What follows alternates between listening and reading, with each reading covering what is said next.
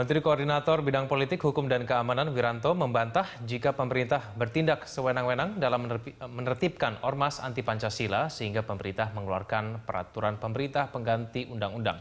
Menurut Wiranto, pemerintah memiliki dasar yang kuat untuk menerbitkan Perpu nomor 2 tahun 2017 karena undang-undang yang sebelumnya dianggap tidak lagi memadai. Untuk mengetahui seperti apa lengkapnya Perpu nomor 2 tahun 2017 tentang ormas, rekan Eliza Hasan akan menyampaikan sejumlah data untuk Anda. Eliza, silakan. Baik, terima kasih Kevin Egan. Pemirsa, kita akan melihat beberapa alasan mengapa akhirnya pemerintah menggantikan Perpu Undang-Undang Nomor 17 Tahun 2013 menjadi Perpu Nomor 2 Tahun 2017 ini. Jadi kita lihat dari sisi administrasi, di sini adalah kelemahan dari Undang-Undang Nomor 17 Tahun 2013 tentang ormas, di mana di sisi administrasi adalah Undang-Undang Ormas tidak mengatur terkait meluasnya ormas yang bertentangan baik dari sisi norma hukum, sanksi, dan prosedur hukum yang berlaku. Selain itu juga Undang-Undang Ormas tidak mengatur mengenai pemberian izin dan pencabutan izin yang seharusnya berasal dari lembaga atau institusi yang sama. Itu adalah dari sisi administrasi. Kalau kita lihat dari sisi definisi, kelemahan dari Undang-Undang Nomor 17 Tahun 2013 adalah ajaran dan tindakan yang bertentangan dengan Pancasila tidak hanya ateisme, komunisme, dan marxisme-leninisme. Ini kalau kita lihat, tapi ini salah satu definisi dari kelemahan Undang-Undang Nomor 17. Nah, apa alasannya sehingga akhirnya pemerintah mengeluarkan Perpu Nomor 2 Tahun 2017? Kita lihat di sini alasan penerbitan dari Undang-Undang atau terbitnya penerbitan Perpu Nomor 2 Tahun 2017. Yang pertama adalah tindakan pemerintah sudah sesuai dengan putusan Mahkamah Konstitusi nomor 139 garis miring PUU 7 tahun 2019, di mana yang kedua adalah Perpu diterbitkan untuk memberikan solusi agar tidak terjadi kekosongan hukum. Dilanjutkan dengan Perpu bisa diterbitkan jika kekosongan hukum tidak bisa diatasi dengan cara membuat undang-undang baru.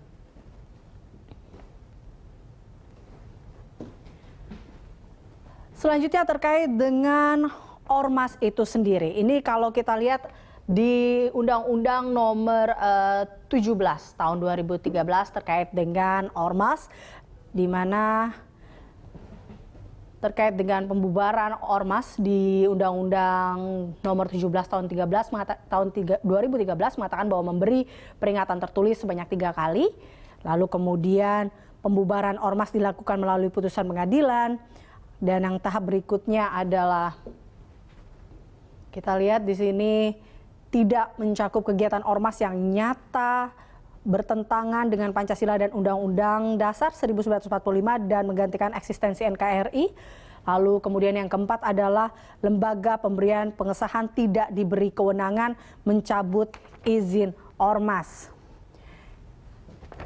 Sementara itu kalau kita lihat di sini untuk Perpu Nomor 2 Tahun 2017 terkait dengan pencabutan ormas ini, tahap pertamanya adalah apabila ormas memberikan peringatan 1 kali, ini terkait dengan memberikan peringatan 1 kali dalam waktu 7 hari sejak peringatan diterbitkan, lalu kemudian pengadilan tidak diperlukan untuk membubarkan ormas. Dan selanjutnya Undang-Undang Ormas tidak memadai untuk mencegah ancaman terhadap Pancasila dan Undang-Undang Dasar 1945. Perpu bermaksud untuk mendiskreditkan ormas Islam. Lalu ada Perpu tidak mencederai keberadaan ormas Islam dan Perpu untuk merawat persatuan dan kesatuan bangsa. Selanjutnya kita lihat di sini adalah ormas anti Pancasila. Ya, ini adalah beberapa ormas-ormas yang dikatakan bahwa ormas ini merupakan ormas anti Pancasila. Kegiatannya bertentangan dengan Pancasila dan Undang-Undang Dasar 1945. Kegiatannya mengancam eksistensi bangsa dan kegiatannya menimbulkan konflik di masyarakat.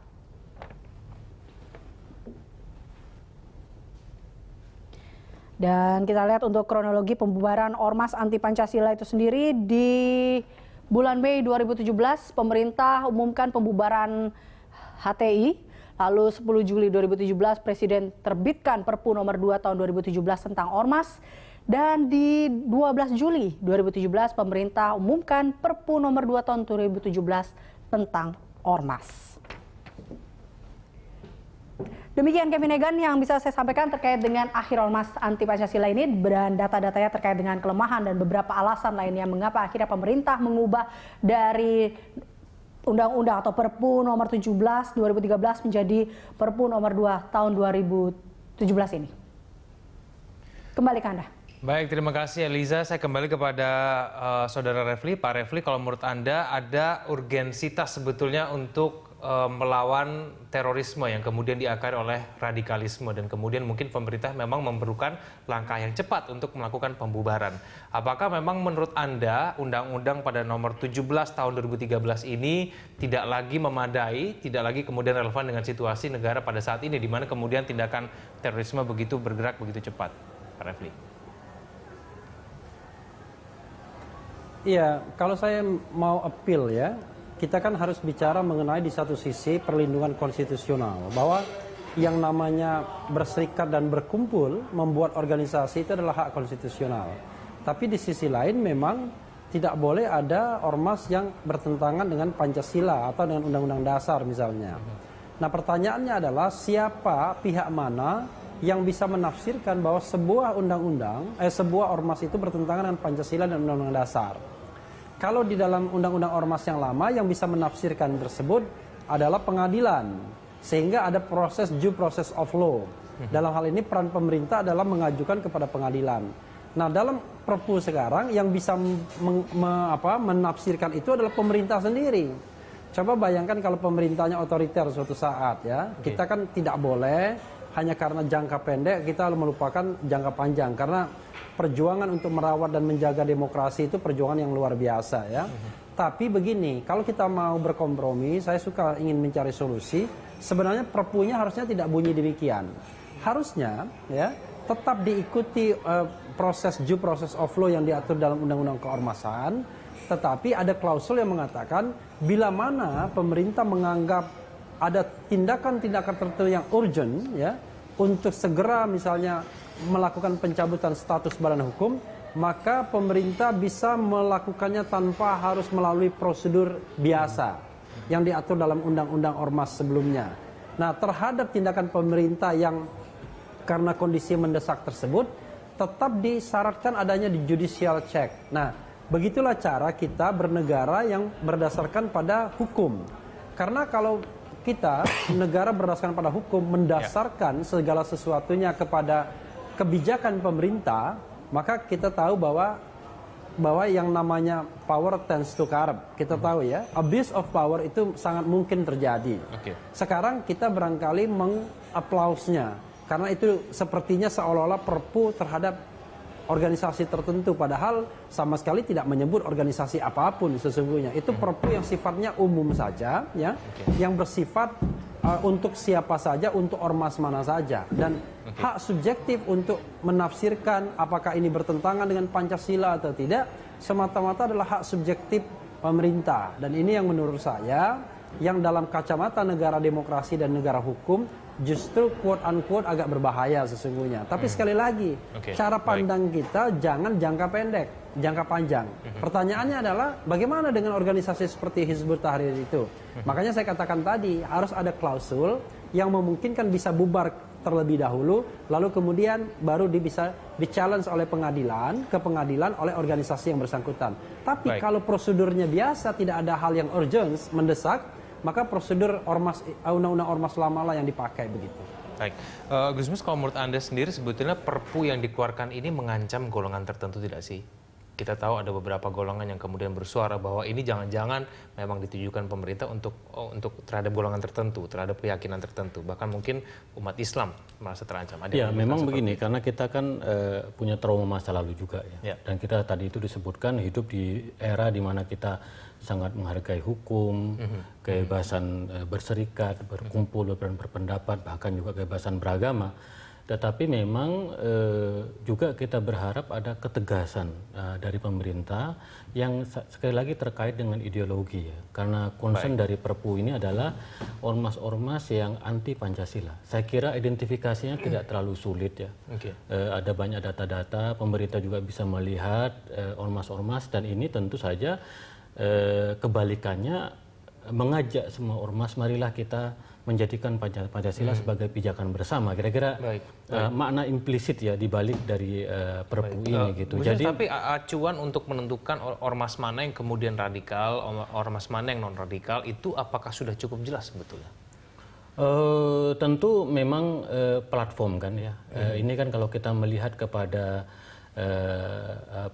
simptom-simptom ya, gejala-gejala dari kelompok radikal itu kan bisa dibaca ya dari bagaimana ekspresi publiknya, lalu kemudian memang misalnya banyak kan kelompok-kelompok yang terafiliasi dengan Al-Qaeda, Jamaah Islamiyah, atau terafiliasi kelompoknya Baru Naim, Jamaah Ansor Daulah dan lain-lain gitu kan. Selama ini memang undang-undang tidak bisa menyentuh kelompok-kelompok ini yang secara tegas mempunyai ideologi anti Pancasila. Jadi memang ada plus minusnya dengan ini. Kekhawatiran kita memang seperti adakan oleh Refli Harun bahwa undang-undang ini bisa digunakan secara salah kaprah suatu saat gitu kan untuk mengukur sejauh mana. Tetapi menurut saya memang kalau concernnya adalah anti Pancasila, saya kira memang bagi kita tidak begitu sulit untuk mengidentifikasi kelompok. Lagi pula saya kira memang ini sudah tuntutan dari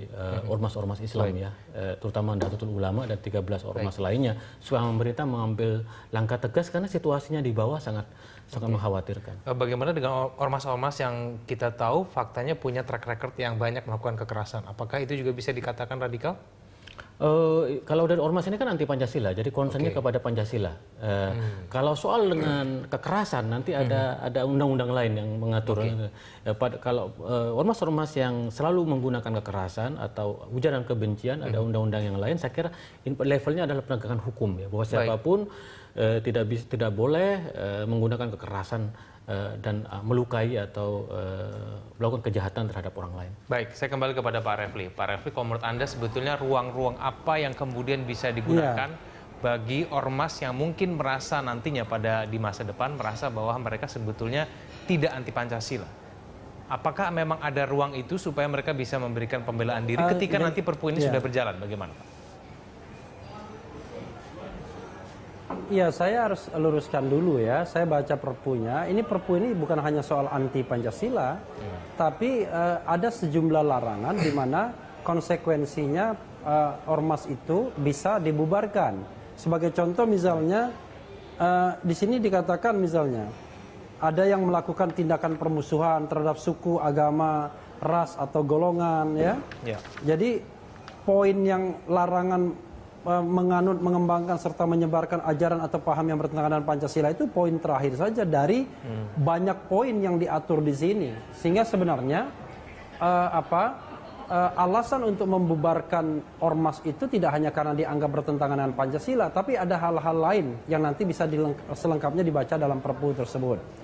Nah, sekali lagi ya, saya hanya mengatakan bahwa dalam negara hukum, dalam negara demokratis, biasanya yang namanya keterkaitan dengan kemerdekaan berserikat dan berkumpul ini biasanya tidak diputuskan oleh pemerintah sendiri, tapi diputuskan melalui namanya due process of law ya, oleh pengadilan, biasanya begitu. Nah, sekarang masalahnya, pertanyaannya adalah apa yang bisa dilakukan terhadap mereka yang berkeberatan. Ya, yang bisa dilakukan tentu tadi saya katakan ada judicial check-nya ke Mahkamah Konstitusi dan ada political check-nya ke DPR. Kalau DPR nanti kemudian menolak Perpu ini, maka kemudian Perpu ini kan tidak bisa menjadi undang-undang. Kalau seandainya nanti Perpu ini menjadi undang-undang, masih ada pihak yang bisa melakukannya atau mengajukannya kepada Mahkamah Konstitusi.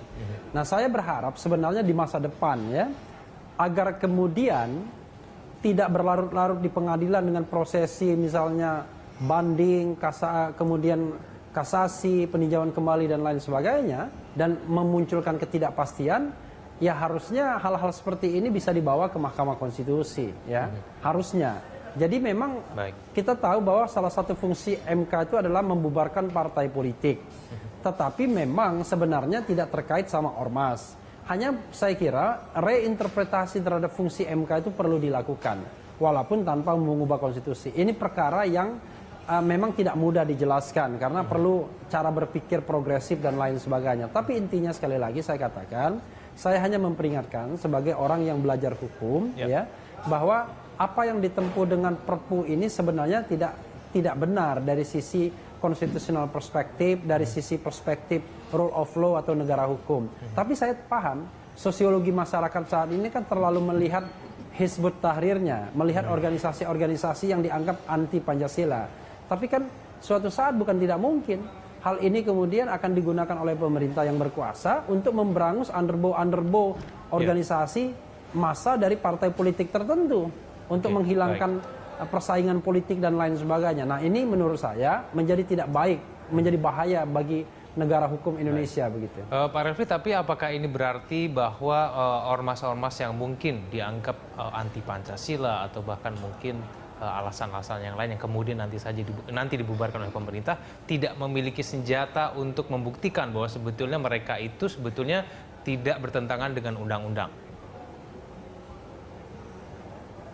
Ya itulah, kalau menggunakan Perpu ini mereka tidak punya senjata lagi. Kalau menggunakan ormas yang lama kan karena diajukan ke pengadilan, mereka kan akan bisa defense, mereka menjelaskan ya, mereka bisa menunjuk pengacara dan lain sebagainya. Tapi melalui Perpu ini tidak ada, semuanya diserahkan pada subjektivitas pemerintah yang mungkin ketika memutuskan boleh mendengarkan boleh tidak karena tidak ada mekanisme yang mengaturnya secara rigid, lalu kemudian kesimpulan pemerintah itu kemudian membuat sebuah organisasi dicabut status badan hukumnya dan kemudian terhadap itu tidak ada challenge di pengadilan. Itu paling tidak yang saya baca ya, karena Perpu ini kan baru, kita harus baca hati-hati. Tapi sepanjang yang saya baca memang tidak ada mekanisme, kalau sudah dibubarkan ya sudah, begitu saja. Baik, kita akan lanjutkan dulu kita di segmen selanjutnya. Pemirsa, Prime Time Talk akan segera kembali.